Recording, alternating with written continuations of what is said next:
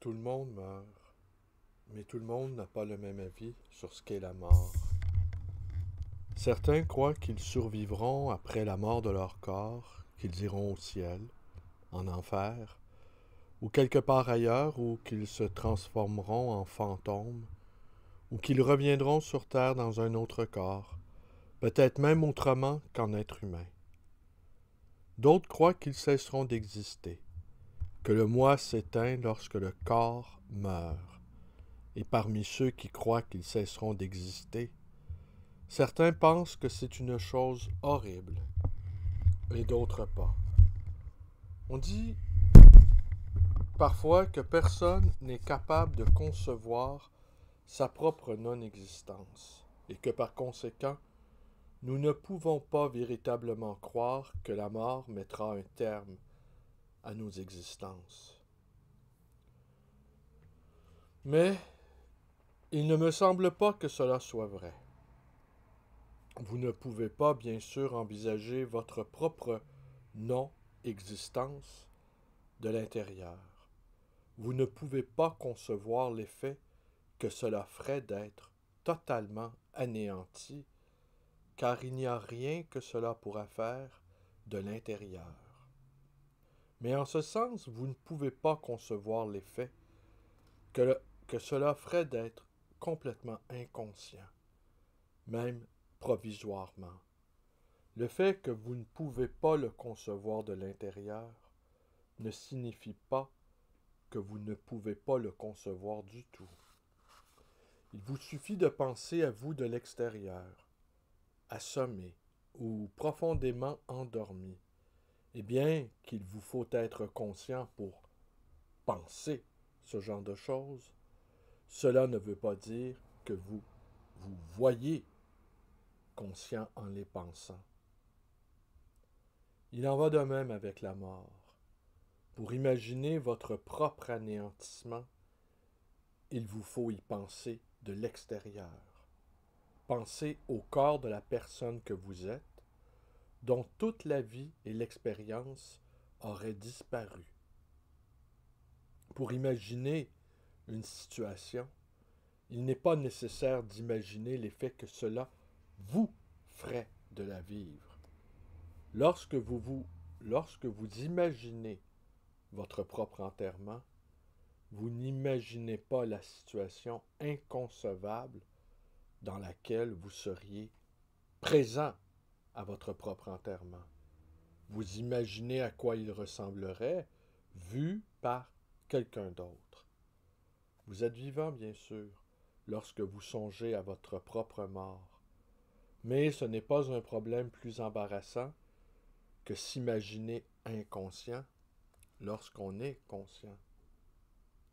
La question de la survie après la mort est liée au problème corps-esprit que nous avons déjà discuté. Si le dualisme est vrai, et si chacun d'entre nous est composé d'une âme et d'un corps liés ensemble, nous pouvons comprendre comment la vie après la mort pourrait être possible. L'âme devrait pouvoir exister toute seule et avoir une vie mentale sans le secours du corps.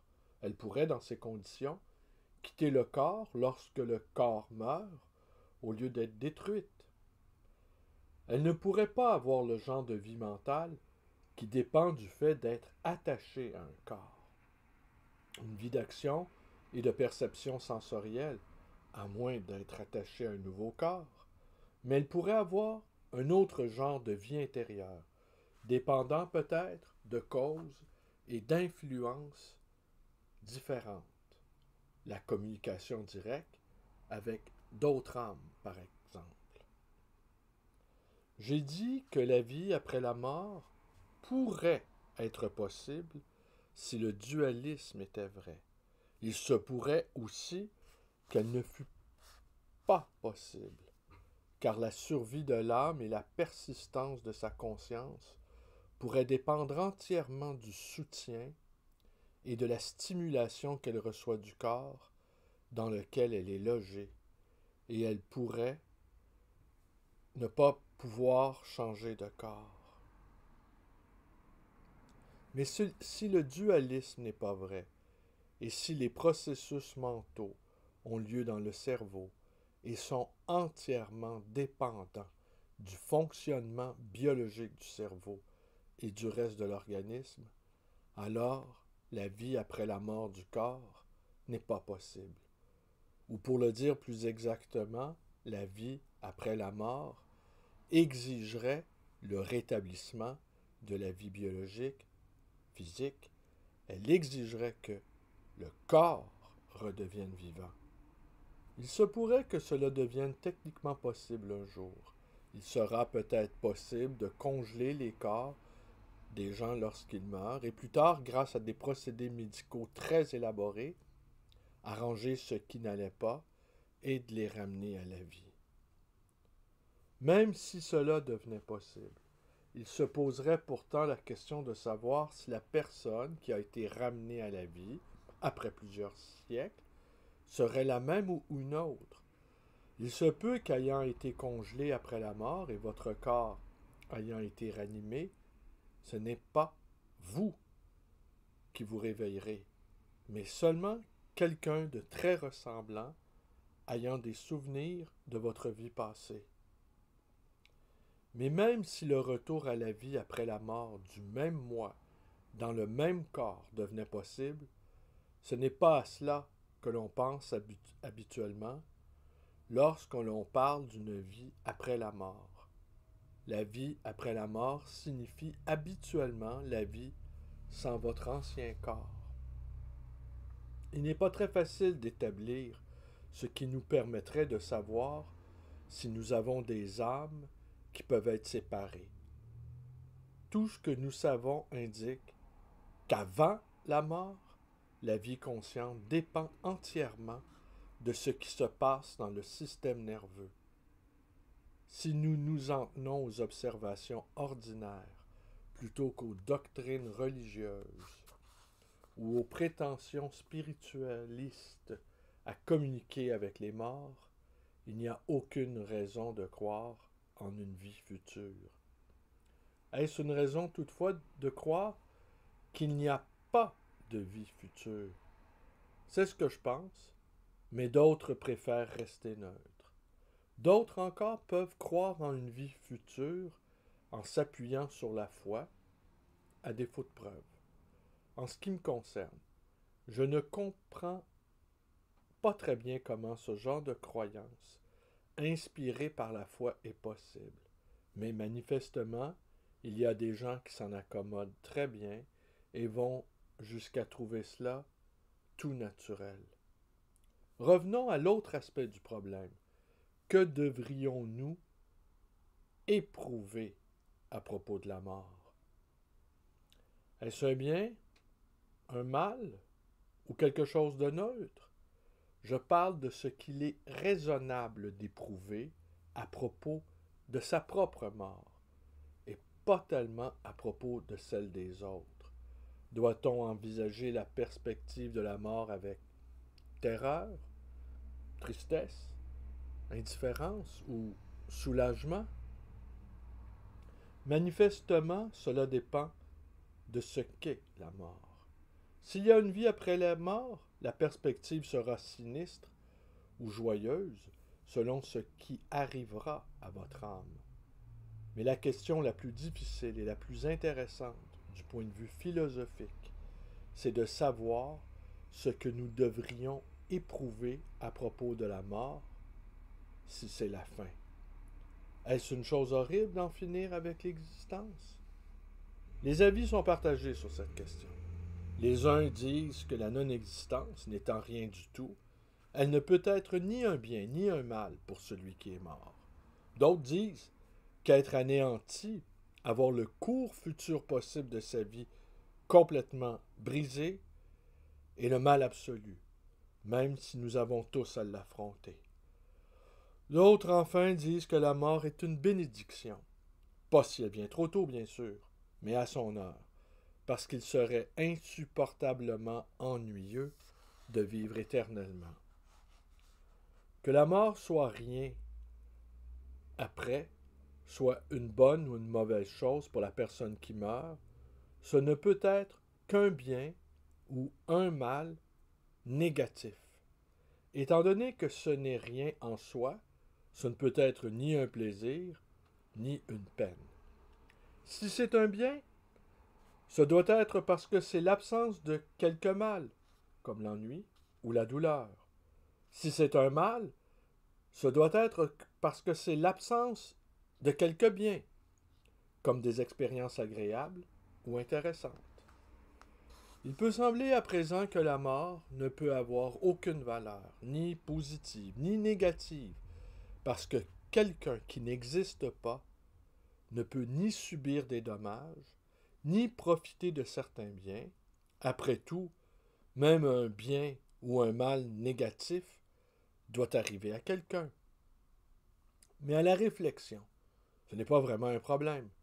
Nous pouvons dire que c'est la personne qui existait autrefois qui a subi un dommage ou profité d'un bien en mourant. Supposons par exemple que cette personne soit prisonnière d'un immeuble en flammes et qu'une poutre lui tombe sur la tête en la tuant sur le coup. De ce fait, elle a échappé à l'horrible supplice de brûler vive. Il semble que dans ce cas, nous pouvons dire qu'elle a eu la chance de mourir sans souffrance, parce que cela lui a évité de subir quelque chose de pire. La mort à cet instant était un bien négatif, car elle l'a sauvée d'un mal positif qu'elle aurait enduré pendant les 5 minutes suivantes. Et le fait qu'elle ne soit plus là pour jouir de ce bien négatif ne signifie pas que ce ne soit pas du tout un bien pour elle. Elle désigne la personne qui fut vivante et qui aurait souffert si elle n'était pas morte. On peut dire le même genre de choses de la mort en tant que mal négatif. Lorsque vous mourrez, tout ce qui était bien dans votre vie s'arrête. Plus de repas, de cinéma, de voyages, de conversations, d'amour, de livres, de musique ou de quoi que ce soit d'autre. Si ces choses étaient bonnes, leur absence est un mal. Bien entendu, elles ne vous manqueront pas. Mourir, ce n'est pas comme être placé en réclusion solitaire, mais la fin de tout ce qui est bon dans la vie, en raison de la fin de la vie elle-même, semble être clairement un mal négatif pour la personne qui fut vivante et qui est morte à présent.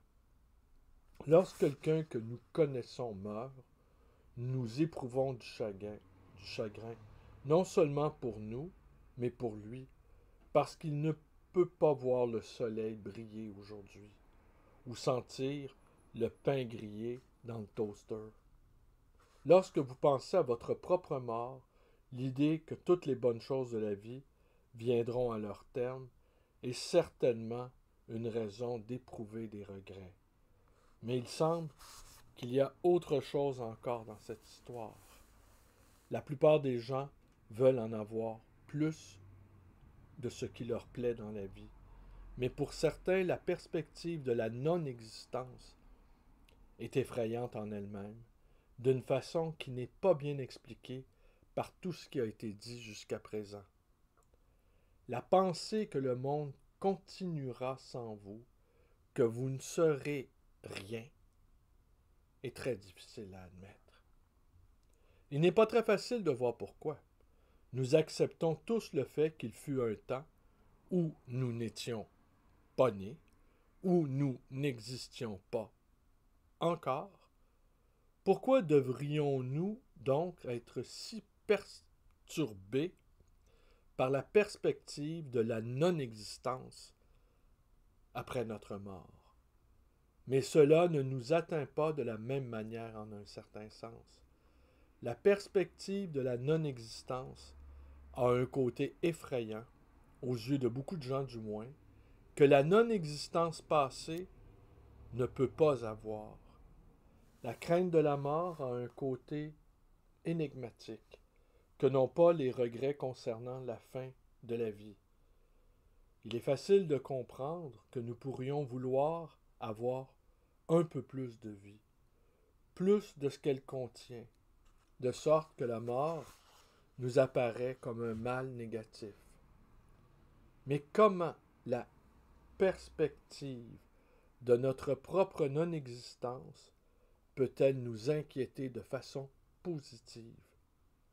Si en mourant, nous cessons vraiment d'exister, il n'y a plus rien à attendre. Comment, par conséquent, pourrait-il y avoir quelque chose dont on pourrait avoir peur? Si l'on essaie de réfléchir logiquement sur ce sujet, on conclura peut-être que la mort ne devrait nous effrayer que si nous lui survivions et s'il nous arrivait de subir quelque terrifiante transformation. Mais cela n'empêche pas un grand nombre de personnes de penser que l'anéantissement est l'une des pires choses qui pourraient leur arriver. Bonjour, je vous quitte là-dessus. Nous étions à l'atelier librairie, le livre voyageur. C'était le 6 avril 2021.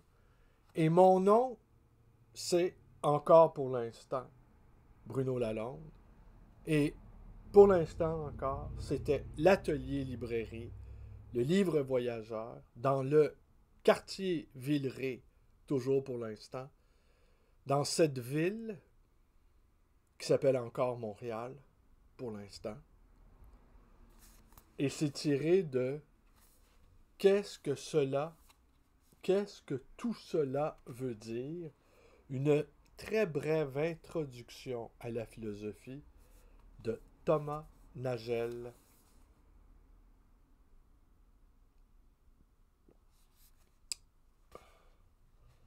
J'allais vous lire quelque chose d'autre. Je suis très occupé ces temps-ci. Je n'ai pas encore eu le temps d'appliquer le nouveau programme de vie. Et en fait, je n'arrive pas à croire que je dispose de plus de temps que j'en ai pas eu depuis au moins près de 30 ans. Je ne suis pas à la pré-retraite, non, parce que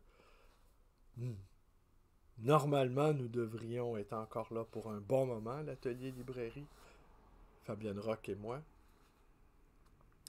Mais l'atmosphère, en tout cas, aujourd'hui, les gens que j'ai vus sont très inquiets concernant le coronavirus. Ils sont très, très, très inquiets. Je vois l'atmosphère commence à être assez difficile et les gens dans mon groupe d'âge, et même un peu plus jeunes, ont peur d'être malades. C'est comme si tout à coup, l'année que nous avions passée, eh bien, il n'y avait que les très très vieux qui tombaient malades et qui, hélas, y succombaient à cette funeste maladie. Mais là, on sent que ça se rapproche des plus jeunes. Et là, tout à coup, l'atmosphère change. Aujourd'hui, le point de presse du premier ministre Legault était assez lugubre. Alors, pour me rasséréner, je vous ai offert cette petite lecture. Mais, et aussi, peut-être, cette espèce de printemps noir, hein, on peut dire, comme pouvait l'avoir qualifié Henri Miller, ce printemps noir-là commence à obscurcir un peu les consciences, la bonne volonté. On sent un harassement ici, là. Un harassement. Nous étions peu préparés à de telles épreuves. Hein.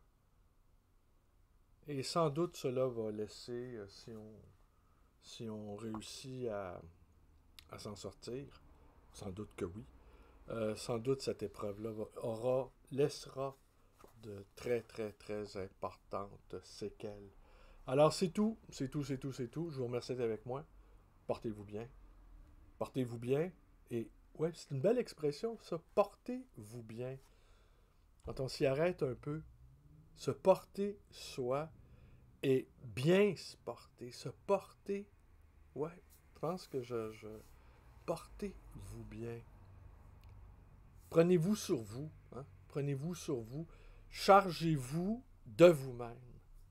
Chargez-vous de vous-même et soyez, soyez hardi, soyez guilleret avec cette charge qui vous incombe, vous.